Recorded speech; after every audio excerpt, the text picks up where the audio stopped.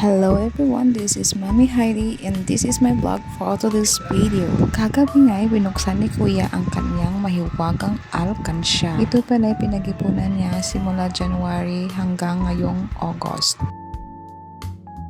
Ay wen gayam bakaran teman-teman ibagaditan ngag parparamaga kon ay haan. This is not to brag but to inspire anyone. Gamin guys, just a reminder that saving is possible kahit maliit pa yan. Kuya ko nga nakapag-ipon ng ganyan, ikaw pa kaya? Kaya ano pang hinihintay mo? Mag-ipon na tayo. Chari! At napag-desisyon na nga ni Kuya na ibili ito ng washing machine at spinner. Kaya kinabukasan, pagkatapos ng church, punta kami sa Candon. So ito na nga, nakabili na nga kami. Di na ako nakapag-video nung namimili kami. Hindi ko na iyawid min.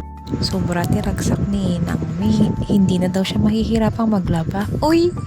Kaya so thankful for this Kuya kasi uray man numaminsan kasla na imo. Nagsasao awan na tati kwartana. Pwede na numaminsan may ati plano na.